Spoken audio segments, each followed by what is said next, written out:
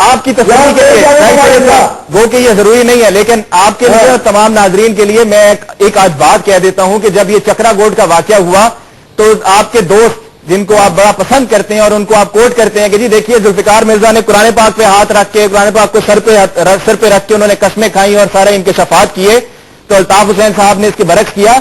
तो जब ये चक्रा गोड का वाकया हुआ, आपके जुल्फिकार मिर्जा साहब इस वाकये के अंदर एक शख्स को कोट करते हैं बार बार। जब ये चक्रा गोड का वाकया हुआ, जब पुलिस पर फायरिंग हुई, तो उससे 1 घंटा पहले कुरंगी नंबर 5 पर कामरान माधुरी, क्या उनका ताल्लुक मुत्तहिदा कौमी मूवमेंट से है या नहीं, वो तो लाताल्लुकी का इजहार करते हैं। वो कहते हैं हमारा कोई ताल्लुक नहीं है, लेकिन कामरान माधुरी पर 1 घंटा पहले ही फायरिंग हो चुकी थी और उसको अस्पताल जख्मी हालत में लेके जाया जा चुका था।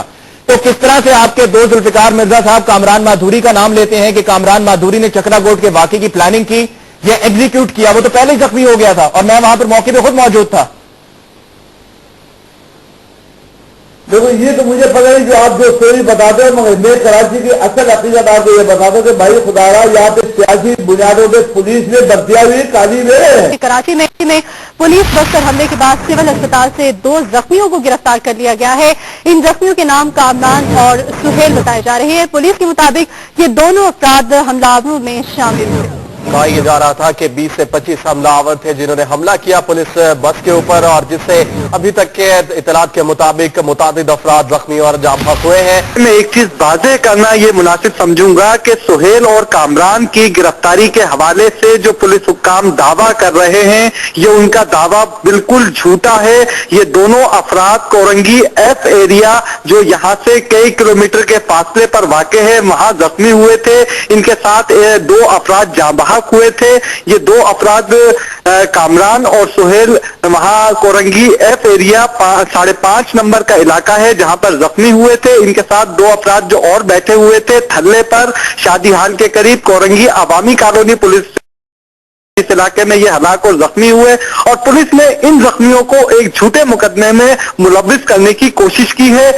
इस वाकये की फुटेजेस एक्सप्रेस न्यूज ने स्पॉट पर बनाई थी। इनके साथ जो एक शख्स जाबहक हुआ था उसकी स्पॉट पर फुटेजेस एक्सप्रेस न्यूज ने बनाई। उस शख्स की जो लाश वहां पड़ी हुई थी और जख्मियों को जाए बकुआ से अस्पताल में शिफ्ट कर दिया गया था। और इस वाकये के तकरीबन 15 से 20 मिनट के बाद कोरंगी में पुलिस की वैन पर फायरिंग का वाकया पेश आया था, जिसके बाद ये बिल्कुल वाज़ेह चीज है कि पुलिस इन दोनों अपराध को, जख्मियों को इस वाकये में मुलविस कर रही है। ये जिन लोगों के खिलाफ मुकदमा दर्ज किया गया है, क्या इससे कोई तफ्तीश भी की गई है और क्या कोई बात सामने आई है?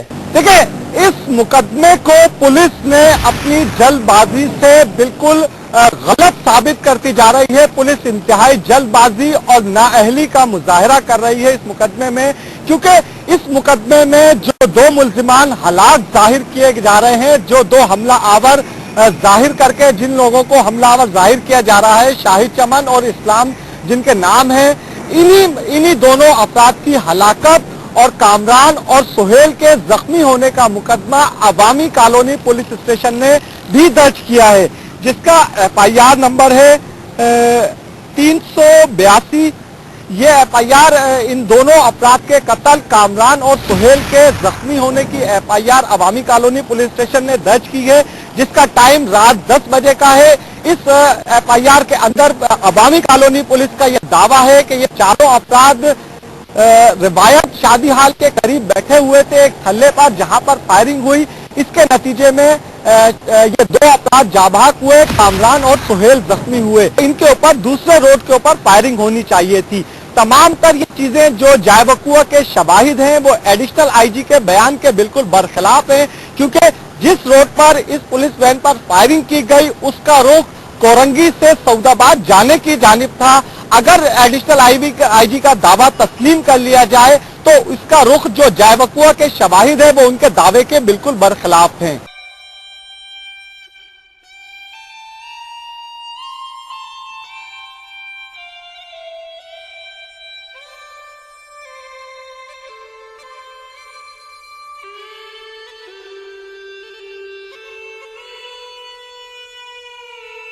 मैं अंदर अपनी माँ को लेके गई थी। मेरी माँ की हालत बिल्कुल भी अच्छी नहीं है। हमारा बेगुनाह भाई, मेरे भाई का किसी भी तंजीम से, किसी पार्टी से कोई ताल्लुक नहीं है। रोजा खोल के पेमेंट लेने के लिए गए थे, अपनी पेमेंट लेने के लिए। आपके साथ पुलिस ने क्या किया? मेरी माँ की हालत ठीक नहीं है बिल्कुल भी।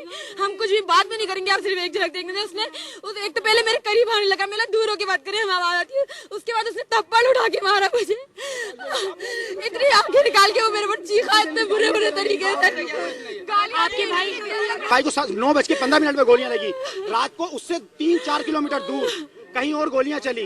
रात के 11:30 बजे मेरा भाई 9-9:30 बजे अस्पताल में पड़ा था। वो कह रहे 9:30 बजे रात को जो वाकया हुआ उसमें तुम्हारा भाई मुलविस था। मेरे भाई को टारगेट किलर शो करा रहे थे।